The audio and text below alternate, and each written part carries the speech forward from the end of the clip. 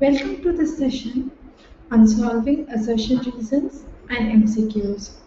In this session, we'll be talking about how to work out assertion reason questions. Most of the students I've heard of are very afraid of even touching the assertion reason questions. So our main focus in this lesson would be talking about assertion reason questions. What can be the good techniques to solve assertion reasons? And how to solve a basic MCQ. Before we solve an MCQ, there are some fundamentals we must know about any objective thing. So when we talk about objective things, what is there that we commonly talk about? Now let's move on to a basic concept of assertion reason. Assertion means a statement and reason means an explanation towards that statement. So whenever we talk about assertion reason, we are talking about either a statement and a reason that is accompanying that statement. So in this case, what we would be doing is, we can relate it to a word because, of, and that would really help out to solve the MCQ issues. So let's go to the scratch pad to understand this.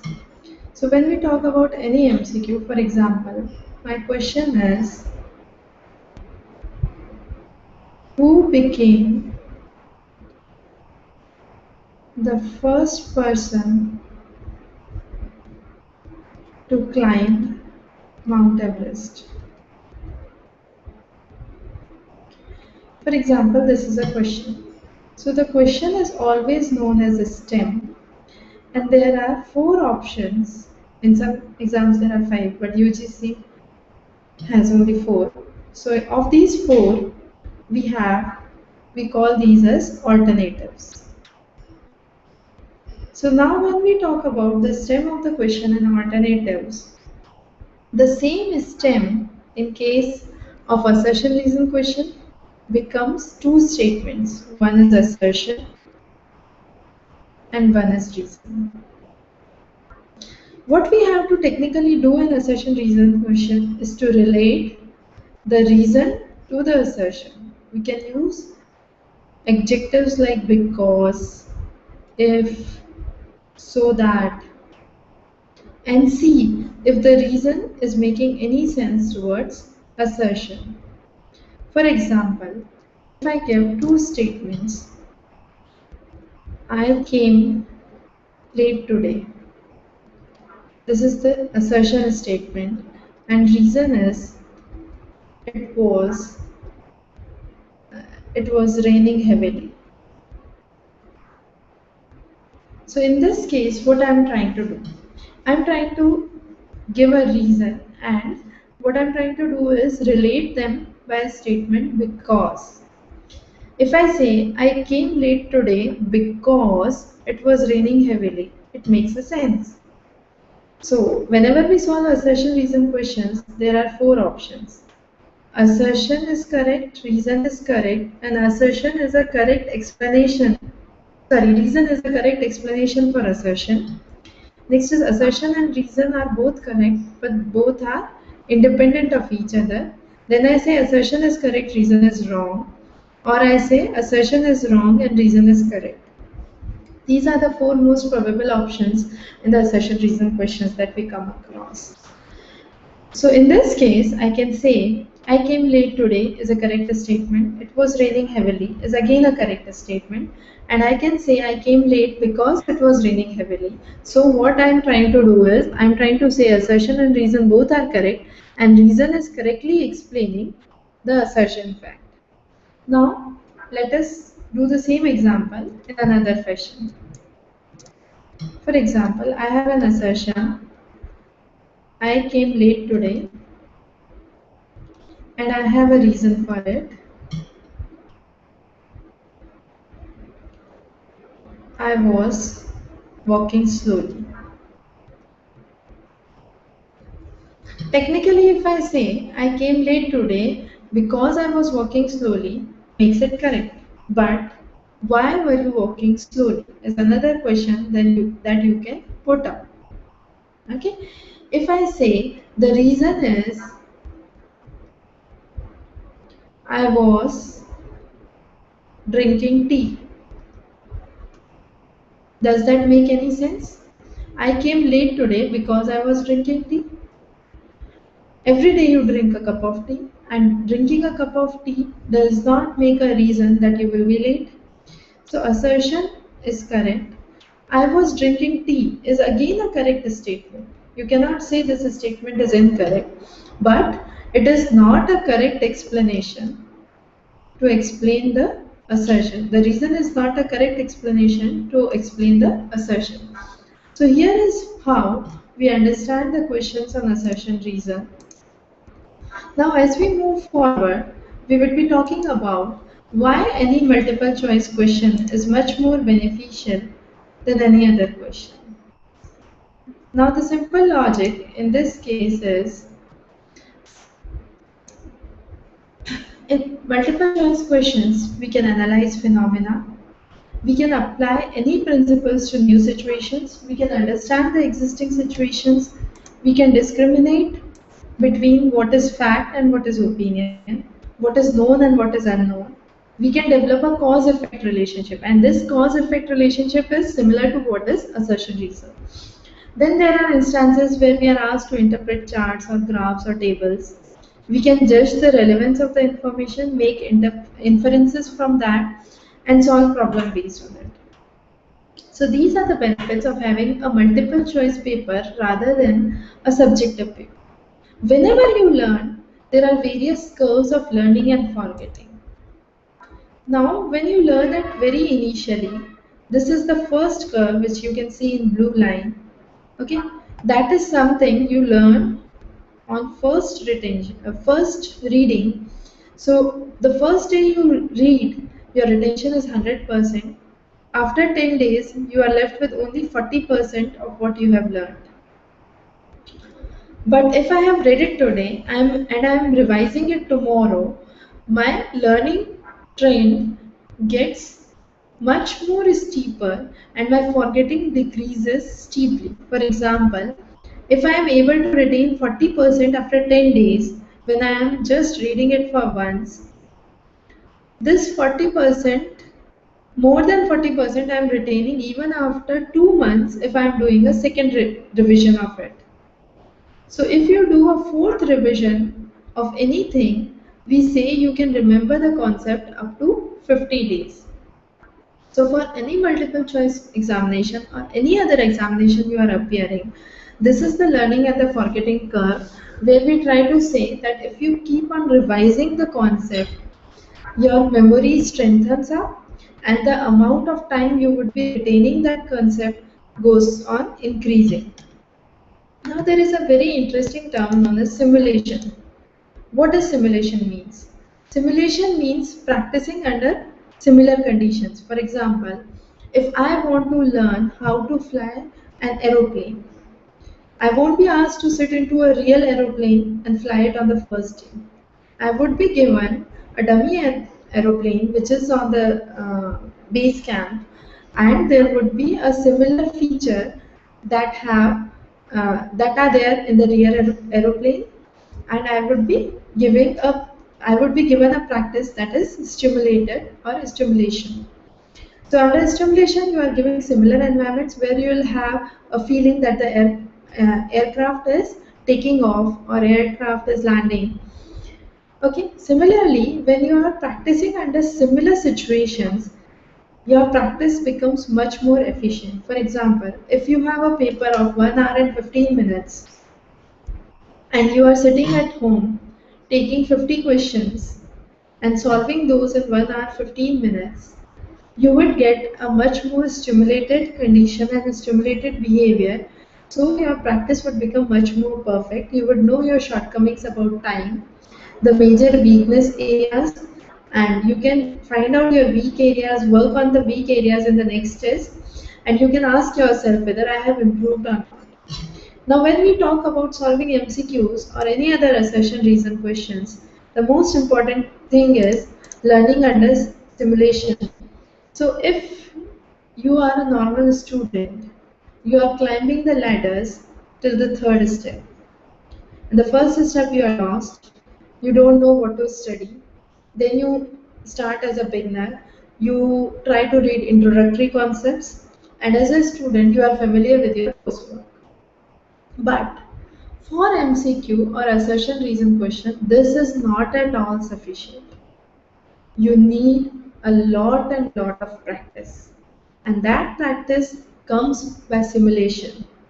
You can do practice tests in simulated environments that would strengthen your positive areas and bring out your weak areas. When you practice a lot, what happens is your forgetting curve decreases and your retention increases. So you would be moving from initial learning to second repetition, third repetition. For example, if I have done a question wrong in my simulated test which I gave at home, now, and I have revised that concept thoroughly, there are very less probability if the same question is asked in examination, I would be doing it incorrectly. Because I have gone through 2 or 3 repetitions of that question. Okay. So what happens is, with simulation, your practice increases and that practice strengthens your learning. When you will do more and more of practice in simulation environment, what would happen is, all the questions that you have done incorrectly, you would be reading that concept through and through again. And your aim would be, I should not do a question on this topic incorrect for the next time. So what would happen is, from a student you would be moving to a practitioner and finally into an expert. And when you become an expert, you can quickly solve multiple choice questions and assertion reasons because you know what is correct and what is incorrect. And all the concepts are on your fingertips. So as I said, assertion reason questions, as I discussed previously, when solving assertion reason questions, there are 2 statements. One is assertion, one is reason. Either of them can be true or false, and then there are related multiple choice which accompany the assertion reason questions. So here are some good examples for assertion reason questions. Let's see. The first example explains, blood sugar level falls rapidly after hepectotomy, which is a kind of surgery of liver, because the glycogen of the liver is the principal source of blood sugar. Since I am able to relate the assertion to the reason, I can say both the statements are correct and reason is a correct explanation for assertion. Similarly, if I say increased government spending increases inflation under all conditions because government spending is not an offset by any form of production, is a correct statement because government spending definitely would increase under inflation because under inflation there is price rise, and when there is price rise, be it any condition, be it government, public or private, the spending is ought to increase for everyone. Whereas chloroform has a dipole moment because its molecule is tetrahedral in shape. So these all statements clearly explain the reason.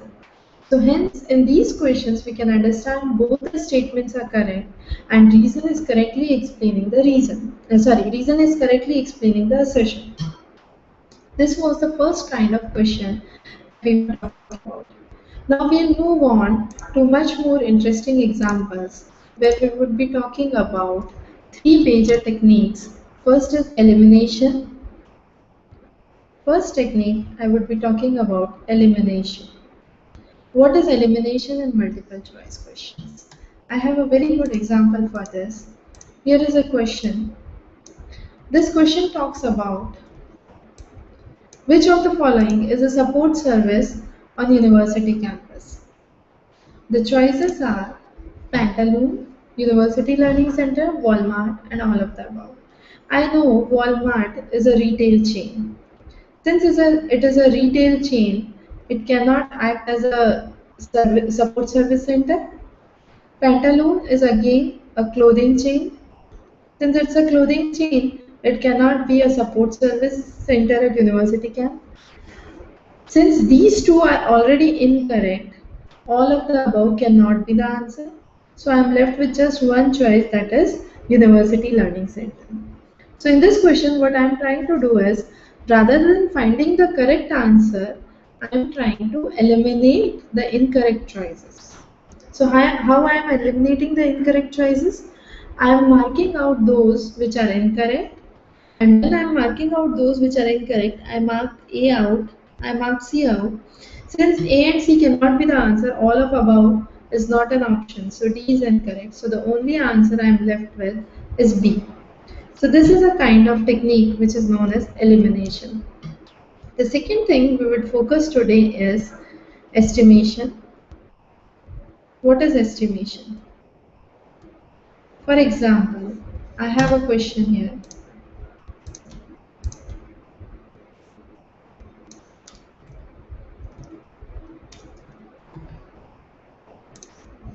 So in this question, what I am trying to do is, I am trying to calculate various concepts. So here is the various things that I am trying to do in a single question. Now, if I look at this question, since these choices are close by, estimation is difficult. Okay, but if these choices were 980, 960, 1000, 1020, it would have been much more easier. So what would have been the way of estimation I would have applied? I can consider this as 50, 49 I can round it off to 50. So if I say 50 by 20, it's 2.5. 50 into 20 is 1000, and then 20 divided by 50 is 0.4. Okay, so now I am doing 2.5 plus 1000 minus 0.4, that would approximate me to 1000. Okay, so this would be the closest answer in this case that I would be appearing for. But again, now if I do exact calculations, the answer would be significantly different. So in case you can apply estimations only in case the choices are far off. If the choices are close by, for example, if I say the choices are 980, 981, 982, I could have done an exact calculation. Now when I am rounding it off to 50, I know this answer would be less than 2.5. Okay, since I have increased the value here, this again would be less than 2.5, so there would be minus 20 here, so it would be 980. The exact calculation for 49 into 20 would be 980. Okay, so then I am doing 2.4 plus 980 minus 0.4, it is approximating me to 980. So the answer would be 980, since it is again the most closest choice. If the choices had been 980, 880, 780 and 1080, it would have been much more easier for me to explain what would have been the correct choice. So this is another technique of estimation that we apply. And last but not the least is the technique of eliminating extra details, or I should say focusing on what is important. So extra details or focus is the next important concept that we would be understanding. Now here is the question.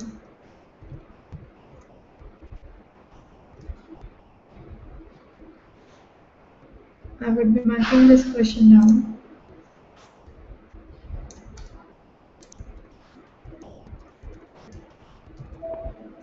Okay.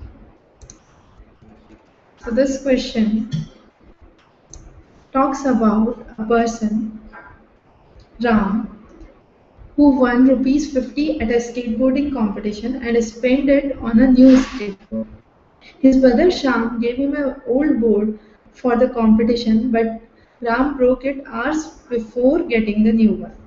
So this question says that Ram had already broken the old pair that Sham has given him. This was after Sham had told Ram that he would buy him supper if he would win the competition. Ram had ridden over his new board for 2 hours when Sham told him that the board was only half as much as the one he broke. How much did Sham pay for the board that Ram broke? So in this question, there is lot of information that is given. Okay. So what we are trying to do is, we are trying to explain the concept, and it says that Ram got a skateboard in the competition which was for rupees 50. His brother Sham gave him a skateboard but he broke it, and he said that if he would win the competition, he would give him supper. And at the end, he says that his brother says him that the boat that he broke was double the cost of the existing one, or the existing one is half the cost of the one he broke. So the existing is half the cost, that means the old skateboard was double the cost, that is rupees 100. So the answer would be 100 here. But in this question, now focus on the statements. If I know just this statement and this statement, I could have given the answer for the question. So everything which is mentioned here is useless. If I remove all this information, still I am able to answer the question. What does that mean? This means that this question has information that is totally irrelevant. So what we have to do is, we have to remove the extra details or focus on the main idea. These questions are typically intended to make students apply more and more of time. So there is a lot of wastage of time.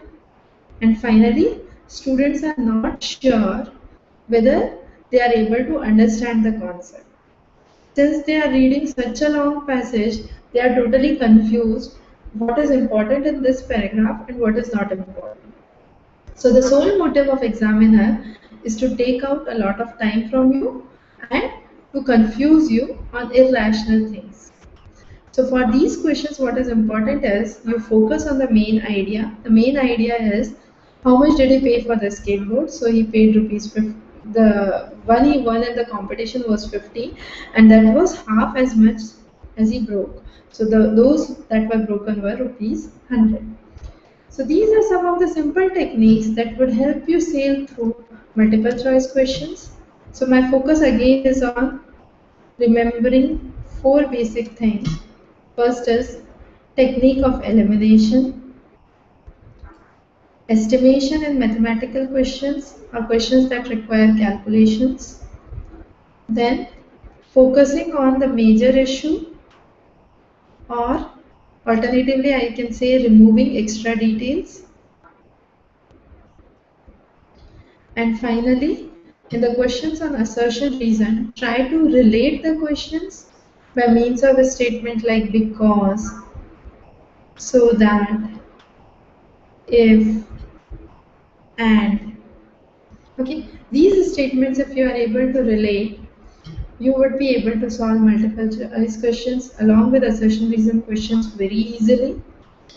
Hope this class was useful, and stay tuned to us for more information and more classes that would help you achieve success in paper 1, 2 and 3 for UGC NET exam.